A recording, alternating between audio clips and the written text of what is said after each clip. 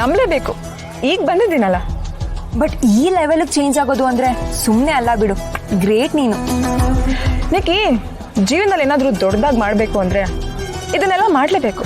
ನನ್ನನ್ನು ನಾನು ಪ್ರೂವ್ ಮಾಡ್ಕೋಬೇಕು, ನನ್ನನ್ನು ನಾನು ಹೀಗಲ್ಲ ಹಾಗೆ ಅಂತ ತೋರಿಸ್ಕೋಬೇಕು, ನನ್ನನ್ನು ನಾನು ಮಾರ್ಕೆಟಿಂಗ್ ಮಾಡ್ಕೋಬೇಕು ಅಂದರೆ ಈ ಥರ ಎಲ್ಲ ಸರ್ಕಸ್ ಮಾಡಲೇಬೇಕಾಗತ್ತೆ.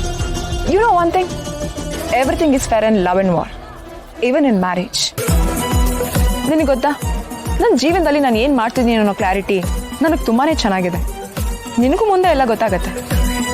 ಲಾಭ ಇಲ್ಲದೆ ನೀನೇನು ಮಾಡಲ್ಲ ಅನ್ನೋದು ನನಗೆ ಗೊತ್ತು ಬಿಡು.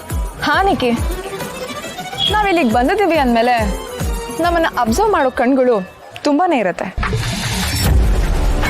ಸೊ ಹೀಗೆಲ್ಲ ನಾವು ರೆಡಿಯಾಗಿ ಬರಬೇಕಾಗತ್ತೆ. ಏನೇ ಈಗ ಹೇಳ್ತಿದ್ಯಾ? ನನಗೇನು ಅರ್ಥನೇ ಆಗ್ತಾ ಇಲ್ಲ.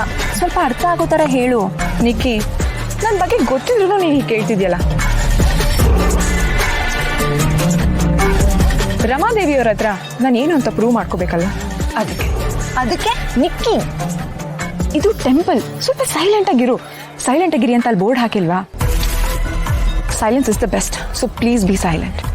ಅಯ್ಯೋ ದೇವ್ರೇ, ನಾನು ತಲೆ ತಿರುಗಿ ಬೀಳ್ತೀನಿ ಅಷ್ಟೇ. ಇವಾಗ ನನ್ಗಿಲ್ಲಿ ನಡೀತಿರೋದನ್ನ ನೋಡಕ್ಕೂ ಆಗ್ತಿಲ್ಲ, ಕೇಳಕ್ಕೂ ಆಗ್ತಿಲ್ಲ.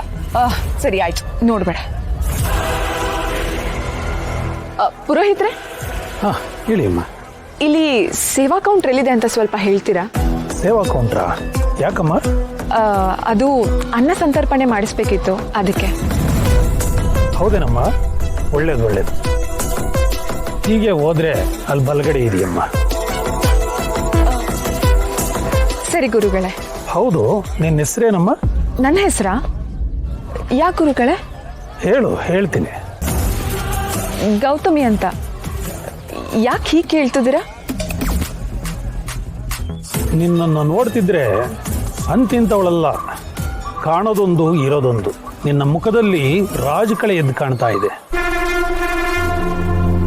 ನೀನು ಅರಮನೆಯಲ್ಲಿ ಇರಬೇಕಾದವಳು, ನೀನು ರಾಜವೈಭೋಗವನ್ನು ಅನುಭವಿಸಬೇಕಾದವಳು ಅಂತ ಅನ್ಸುತ್ತೆ. ನೀನು ಹೇಗಮ್ಮ ಈ ರೀತಿ ಮಾಮೂಲಿ ಮನುಷ್ಯರ ಥರ ಬದುಕೋದಿಕ್ಕೆ ಸಾಧ್ಯ? ನೀನು ಏನು ಯೋಚನೆ ಮಾಡಬೇಡ. ನಿನಗಿರೋ ಅಡ್ಡಿ ಆತಂಕಗಳೆಲ್ಲ ಕಳೆದು ನೀನು ಎಲ್ಲಿ ಸೇರಬೇಕು ಅಲ್ಲೇ ಸೇರ್ತೀಯ. ಎಲ್ಲಕ್ಕಿಂತ ದೊಡ್ಡದು ವಿಧಿ. ಆ ವಿಧಿ ನಿನ್ನನ್ನು ಎಲ್ಲಿಗೆ ಸೇರಿಸ್ಬೇಕು ಅಲ್ಲಿಗೆ ಸೇರಿಸುತ್ತೆ.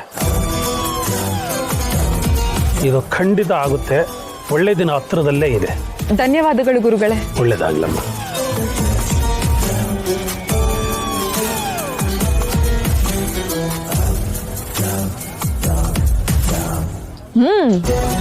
ಪುರೋಹಿತರು ನಾನು ಹೇಳ್ಕೊಟ್ಟಾಗೆ ಹೇಳಿದ್ರು.